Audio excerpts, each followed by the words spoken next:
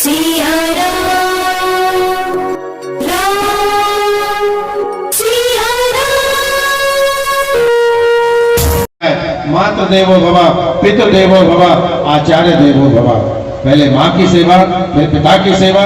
अरे माता पिता की सेवा के आगे तो अगर भगवान को भी छोड़ना पड़े छोड़ दो, माता पिता की सेवा करो।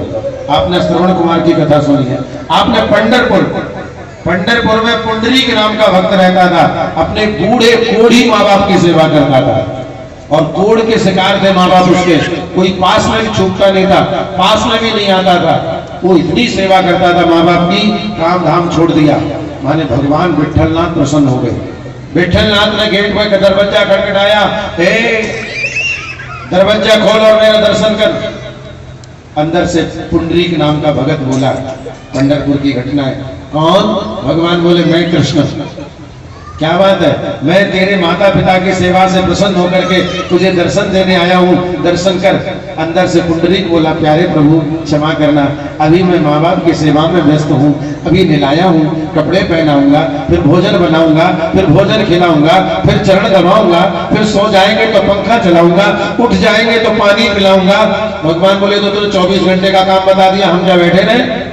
तो पुंडरीक कहता, ठाकुर जी मैंने आपको पीली चिट्ठी तो दी नहीं थी कि आप आ जाना, लेकिन आप मेरी पक्का मान लें, जब तक मैं माँ बाप की सेवा से फ्री नहीं होगा तब तक मैं तुम्हारे दर्शन नहीं करूंगा। अगर समय है तो पुंडरीक ने ईंट खिसका दी, इस पे बैठ जाओ, बैठे रहो, जब मैं फ्री हो जाऊंगा तो देख लूंगा। आज भी आप पंढरपुर महाराष्ट्र में जाना और वहां पंढरपुर में ईंट के ऊपर गेट पर भगवान विठलनाथ बैठे हैं और पुंडरीक माँ बाप की सेवा में लगा है। उसकी सेवा का प्रतिफल भगवान दर्शन देने की प्रतीक्षा में बैठे हैं। इसलिए सज्जनों, जीवन में याद रखना, माता पिता की सेवा। माता पिता कहते नहीं है लेकिन चलते फिरते भगवान है। माता ब्रह्मा है, आपने सोचा कभी? माँ खाए न पिए, बच्चा भूखा हो, इस तरह में दूध निकाल देती है और बच्चे को दूध पिला देती है। बताइए, माता से ब्रह्मा बड़ा? वो ब्रह्मा तो हमने नहीं देखा, लेकिन जन्म देने वाला ब्रह्मा तो देखा है ना। ये ब्रह्मा जी तो देखे हमारी माँ, अरे हमें पालन पोष करके बड़ा करती है, वही हमारे विष्णु हैं।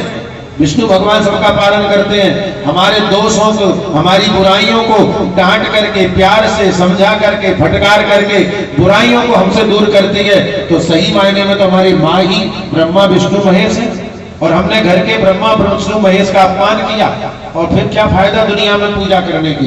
इसलिए सज्जनों, कथा के माध्यम से जीवन में मंत्र मान लो, आज तक जो हुआ सो हुआ, लेकिन अब हम अपने माँ बाप से कभी कुछ नहीं कहेंगे, उनका दिल नहीं दुखाएंगे, क्योंकि उन्होंने हमारे पालने में अपनी खुशियों को हमारे ऊपर बलिदान कर दिया।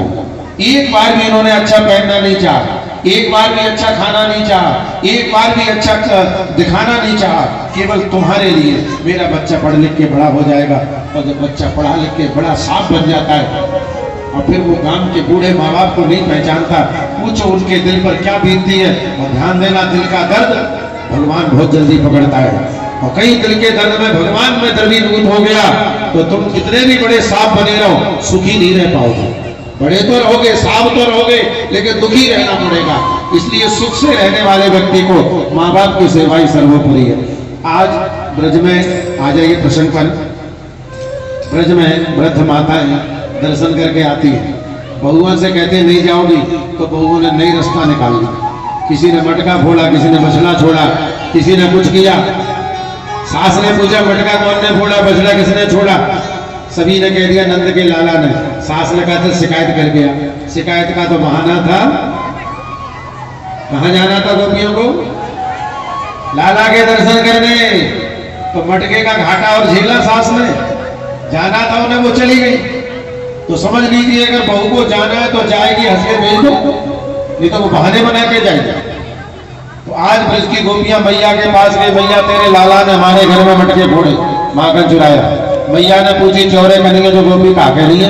कन्हैया बोले, मैया सब झूठ कह रही है, मैंने तो घर भी ना देखो, कितना आऊंगा, घर ना देखो ना। मैया बोली, काउदना रंगे हाथ पकड़ के लाइयो। गोपियों ने कहा ठीक है। अब जब गोपी मैया के हाथ से लौटी, कन्हैया ने मैया का दिया हाथ छोड़, और जिधर गोपियां जा रही थी लौट के कमर पे हाथ रख के खड़े हो गए। ओए, कब गए हम तुम्हारे घर पे चोरी करने? गोपी बोली, जाओ चाहे मत जाओ, शिकायत तो करेंगे, ना मानोगी? बोले ना, तो ठीक है। तुम हमारा नाम दुनिया में चोर बदनाम कर रही हो, नाम तो हीरा, क्यों ना वो काम कर लिया जाए। भगवान ने मित्र मंडली बुलाई और कहा भैया मित्रों, आज से एक नया खेल खेलेंगे। क्या? चोरी चोरी। श्री दामा बोले लाला चोरी का मतलब जाना का हो, डंडन मार पड़े, समाज से बहिष्कार हो जाए, सगाई के लाले पड़ जाए, जेल की हवा खानी पड़े। कन्हैया बोले फालतू की चोरी ना है, तो माखन मिश्री की, माखन मिश्री की। तेरे घर में तो लाख गैया है। कन्हैया बोले मेरे घर में तो कमी ना, को तेरे घर में का कमी है? तेरी भैया सबरा मक्खन मथुरा में बेच दे। आज से संकल्प लो, चोरी से चाहे सीना चोरी से गोकुल के ब्रजवासी माखन खाएंगे, मथुरा नहीं जाएगा।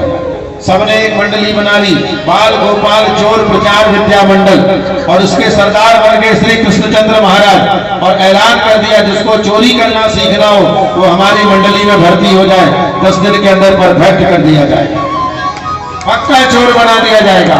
ग्वाल वालों की मंडली लेकर के, और कन्हैया की नजर तो मटकी पे थी, चलो जरा मटकी से मिल लेते हैं। आया भैया कान्हा जी ग्वाल वाल लेके मटकी को निपटाओ। बोले बाल कृष्ण लाल की जय हो।